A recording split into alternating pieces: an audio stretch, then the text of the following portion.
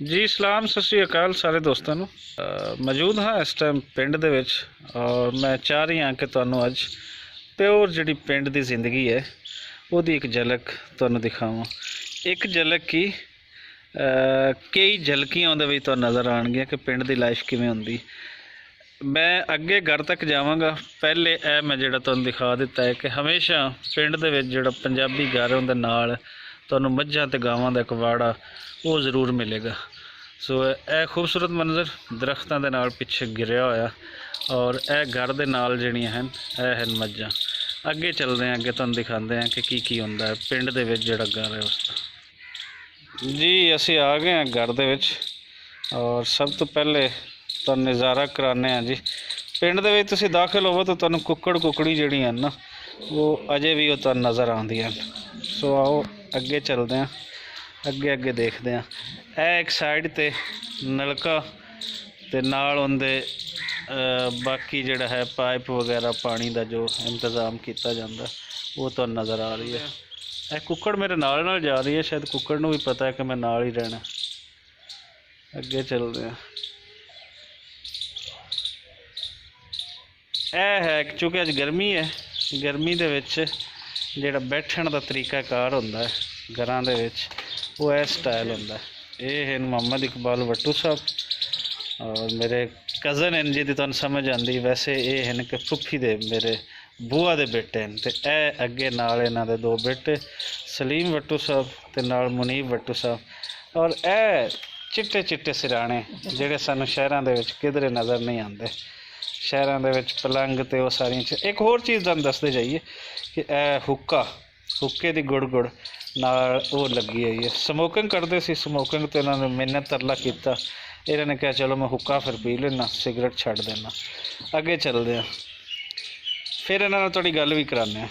ਇਹ ਅੱਗੇ ਭਾਂਡੇ ਇਹ ਸਾਫ ਸੁਥਰੇ ਇਸ ਟਾਈਮ ਹੋਏ ਪੈਣ ਔਰ ਇਹ ਪੈਨ ਜੇ ਤੁਹਾਨੂੰ ਦੱਸਦੇ ਜਾਈਏ ਤੰਦੂਰ ਦੇ ਉੱਤੇ ਪੈਨ।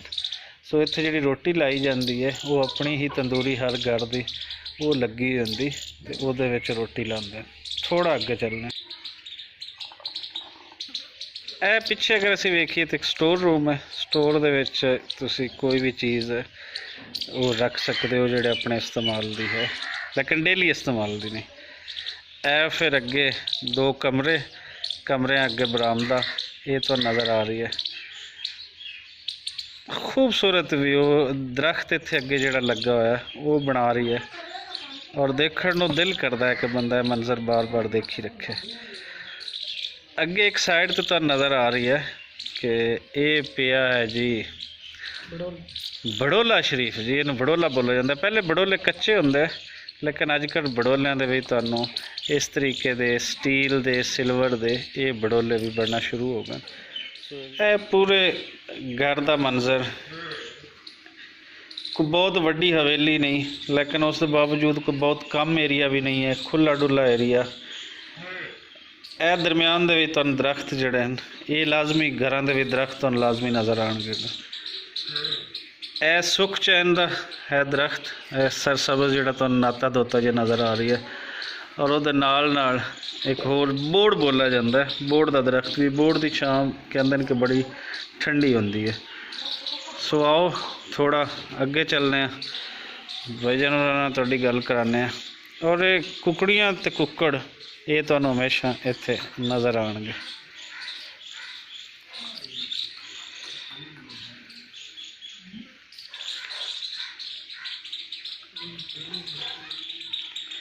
ਇਹ ਪਿੱਛੇ ਜਿਹੜਾ ਤੁਹਾਨੂੰ ਨਜ਼ਰ ਆ ਰਹੀ ਹੈ ਦਰਖਤ ਇਹ ਅਮਰੂਦ ਦਾ ਹੈ। ਅਮਰੂਦ ਲੱਗਦੇ ਨੇ ਜੀ ਇਸ 'ਤੇ, ਬਲਕਿ ਇਸ 'ਤੇ ਜੀ ਅਮਰੂਦ ਲੱਗੇ ਹੋਏ ਵੀ ਹਨ। ਮੈਂ ਤੁਹਾਨੂੰ ਥੋੜਾ ਜ਼ੂਮ ਕਰਕੇ ਵੀ ਦਿਖਾ ਦਿੰਦਾ। ਲੱਗੇ ਹੋਏ ਜੀ ਅਮਰੂਦ ਇਸ 'ਤੇ ਲੱਗ ਚੁੱਕੇ ਹਨ।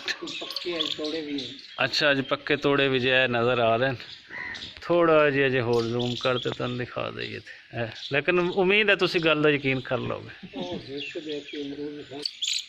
ਔਰ ਇਹਦੇ ਨਾਲ ਤੁਹਾਨੂੰ ਦਿਖਾਉਂਦੇ ਜਾਈਏ ਕਿ ਇਹ ਇੱਕੋ ਹੀ ਅਮਰੂਦ ਹੈ ਜਿਹੜਾ ਤੁਹਾਨੂੰ ਅਸੀਂ ਦਿਖਾ ਰਹੇ ਲੇਕਿਨ ਇਹਦੇ ਨਾਲ ਤਿੰਨ ਦੀ ਇੱਕ ਲੜੀ ਬਣ ਚੁੱਕੀ ਹੈ। ਮੈਂ ਆਪਣੀ ਜ਼ਿੰਦਗੀ ਦੇ ਵਿੱਚ ਪਹਿਲੀ ਦਫਾ ਦੇਖ ਰਹੀ ਹਾਂ, ਸ਼ਾਇਦ ਤੁਸੀਂ ਇਸ ਤੋਂ ਪਹਿਲੇ ਕੁਝ ਦੇਖਿਆ ਹੋਵੇ।